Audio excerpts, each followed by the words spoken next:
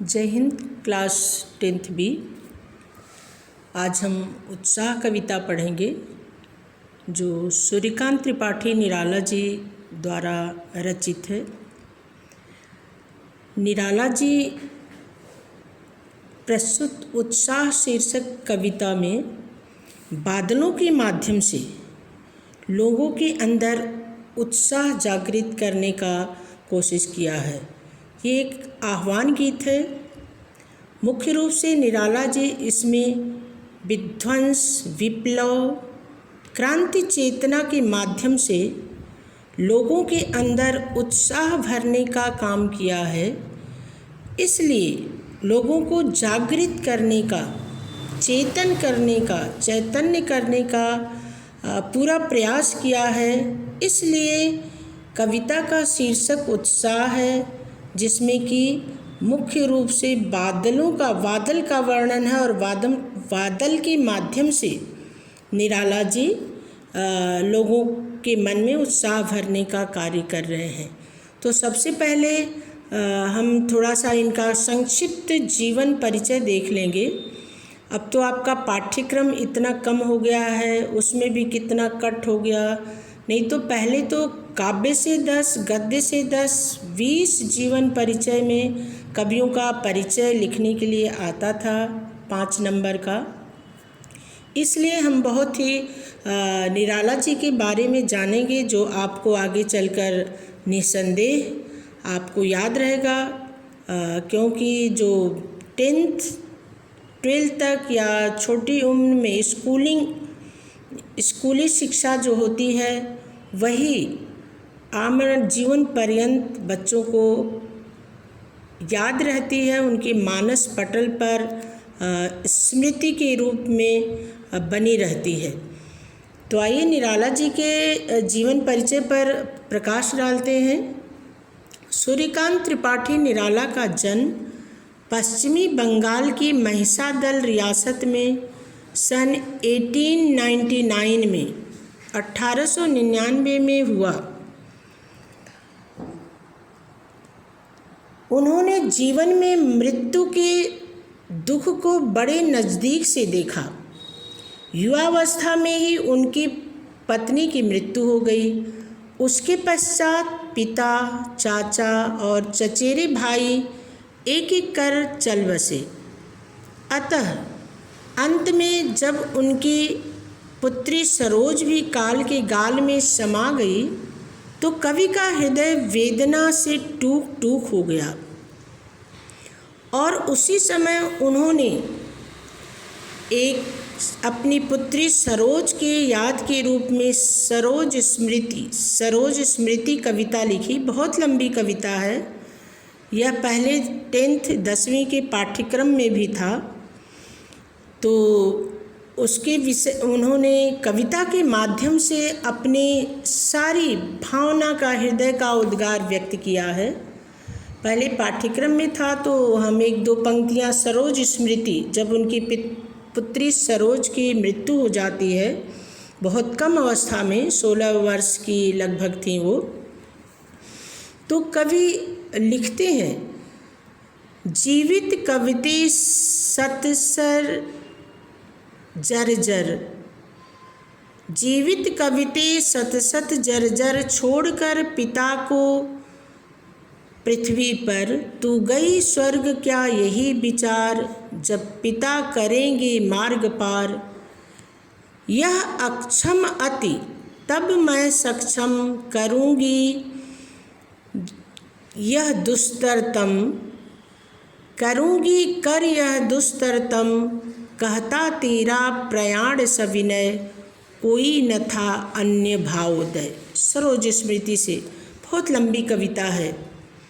मैंने कहने का तात्पर्य, वो अपनी वेदना व्यक्त करते हैं कि पुत्री तुम पहले स्वर्ग चली गई, कि जब मेरे पिता आएंगे और वह असमर्थ होंगे, अक्षम होंगे, तब मैं उनको बाँह पकड़कर स्वर्ग ले जाऊंगी।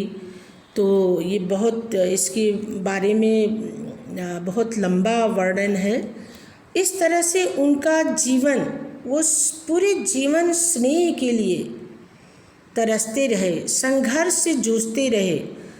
उनका जीवन बहुत ही संघर्षमय था, क्योंकि पहले वो सरोज स्मृति में ही लिखे हैं। कविताएं, रचनाएं संपादक लोग पढ़ पढ़ कर वापस कर देते थे। संपादन में उनको जगह नहीं मिलता था और इसलिए वो अर्थ के अभाव में जीवन भर जूझते रहे, संघर्ष करते रहे और इस तरह से उनका 1961 में देहावसान हो गया।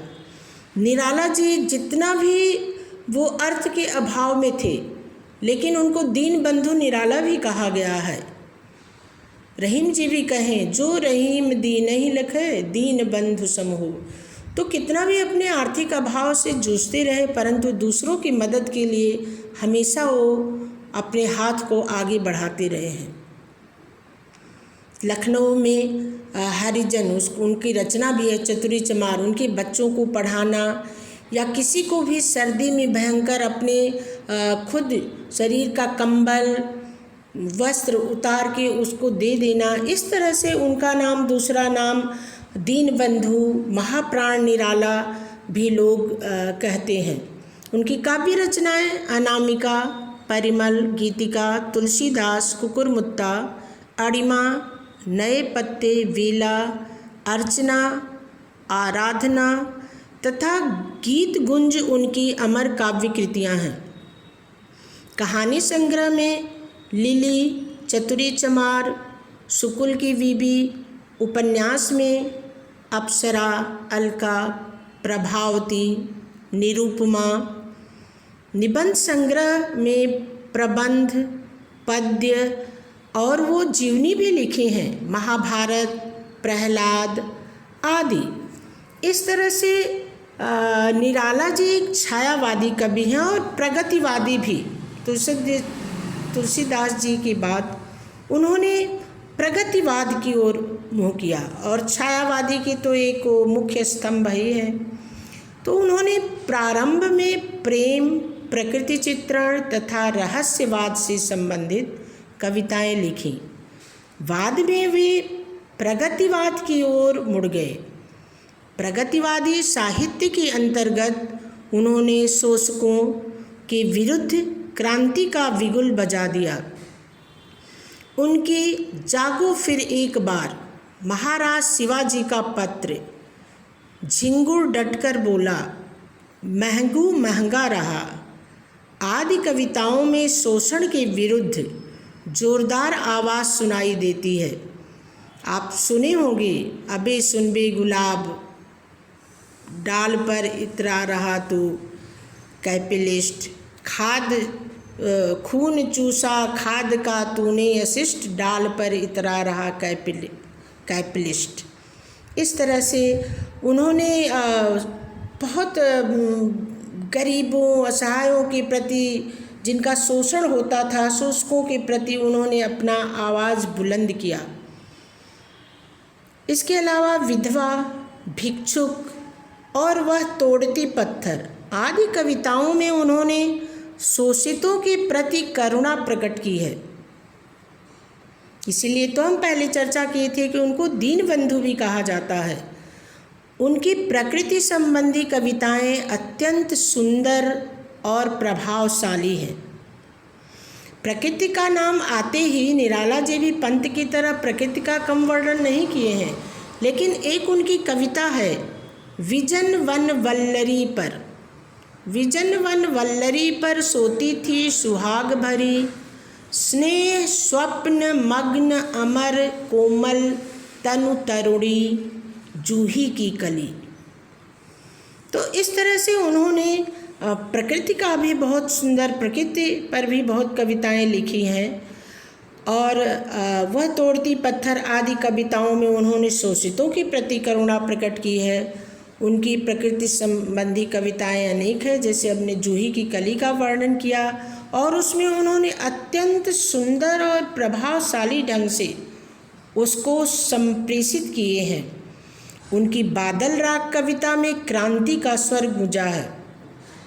बादल राग भी 2003-04 में जब मिड सेशन में, मध्य में पाठ्यक्रम बदला था, है ना। उसमें 2004 के बैच के बच्चे जो एग्ज़ाम में बैठे थे तो आधा सिलेबस पहले का था और ये तो उस समय बादल राग कविता 10वीं में आई और हेल्पिंग बुक में भी कृतिका नहीं थी। स्पर्श भाग 2 उसमें राजस्थान की यात्रा जो आज आप पढ़ते हैं, जो वाटर पे टाक या वो हार्वेस्ट वाटर जो वर्षा से इकट्ठा किस तरह किया जाता है, जल संचयन किया, राजस्थान की यात्रा उसमें बहुत सुंदर जल के ऊपर है। अगर आपको पुरानी बुक मिले लाइब्रेरी में आप जाकर ज़रूर पढ़िए राजस्थान की यात्रा। उसमें वाटर के ऊपर पानी को किस तरह संचित करके रखते हैं और फिर वो हमारे आगे काम आते हैं सिंचाई के, पीने के इत्यादि, तो आप ज़रूर पढ़ेंगे। और निराला जी के भाषा शैली, निराला के भाव के अनुसार शिल्प में भी क्रांति की। उन्होंने परंपरागत छंदों को तोड़ा तथा छंद मुक्त, जैसे आपका ये उत्साह कविता ही है, देखिए शीर्षक का उत्साह, बादल गरजो, इसमें कोई भी वो नहीं, वो छंद मुक्त कविता करते थे। तो छंद मुक्त कविताओं की रचना की। पहले उनका बहुत विरोध हुआ परंतु बाद में हिंदी ने मानो उनकी लीक को अपना लिया। उनकी भाषा में संगीत का सरगम सुनाई देता है। उनकी बादल राग कविता ये भी छोटी है लेकिन लंबे लंबे हम 10वीं में पहले पढ़ा चुके हैं। 2004-5 के 10 उसमें उस समय तो बादल राग कविता मुक्त छंद होते हुए भी पूरी संगीत में ऐसा लगता है तबले की थाप सी गतिशील है। उन्होंने सामान्यतः संस्कृत निष्ठ शब्दों का प्रयोग किया है। भाषा के कुशल प्रयोग से ध्वनियों के बिंब, उन्होंने बिंबों का भी बहुत वर्णन किया है। बिंब उठा देने में वो बहुत कुशल हैं। भारती जय विजय करे, कनक सस्य कमल धरे, इस तरह से अनेक वो। अब ये आपके पाठ्यक्रम में ही जो बादल गरजो, घेर घेर घोर गगन धारा धर ओ, पूरा बादलों का वर्णन है लेकिन कविता का शीर्षक क्या है? उत्साह, जिससे कि बादल के माध्यम से पूरी जन सृष्टि वातावरण के साथ साथ वो लोगों के अंदर भी चेतना भरने का काम, उनको जागृत करने का काम कर रहे हैं। सामान्यतः जैसे बिजली कड़कती है आसमान में, हम घर में कहीं भी रहते एकाएक सावधान हो जाते हैं, सजग हो जाते हैं। तो इसलिए उन्होंने प्रस्तुत कविता में बादलों गरज गरज मूसलाधार बारिश के साथ वो बिजली का वर्णन किए हैं। कड़क कड़क कर बरसने के लिए कहे, गरज गरज कर बरसने के लिए कहते हैं। तो हम अब कल उत्साह कविता पढ़ेंगे और ये थोड़ा सा संक्षिप्त उनके निराला जी के बारे में जान लिए। धन्यवाद, थैंक यू।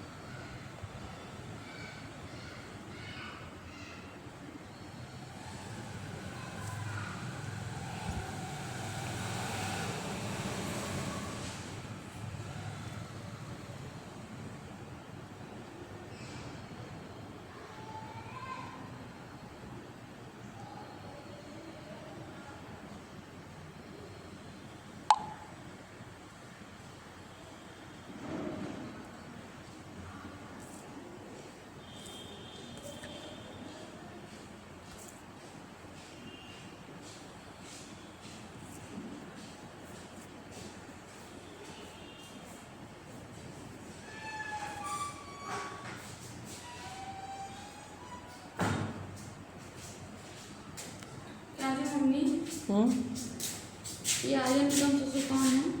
अच्छा है वो उसका आया है। कौन है हमारे क्लास का? तुम ऐसे पूछते हो ससुर कौन है। हाँ, अच्छा सुनो, हम वो कि विवेक भी नहीं ऑन करता है A to Z से डाटा, बिना डाटा तो हम कर लिए। तो कहाँ खोजें? मिसेज जीवनी बनाए थोड़ा सा संक्षिप्त। कहाँ खोजें? ये देखो इधर घूम रहा है ये। कैसे इसको? नहीं ये तो दूसरा होगा, वो तो 13 मिनट कुछ अरे आया था। हम क्या कह रहे हैं, उसकी मम्मी का फोन आया हाँ। हमारे फोन पे। तुम्हारे फ़ोन पे क्या उसमें हम लगाएं तो आएगा ही। अच्छा हाँ, आपका उसमें मेरे में। तो क्यों हमको कितना दिक्कत हो रहा है सिम के? तो ये कहाँ खोजें फिर हम अपना?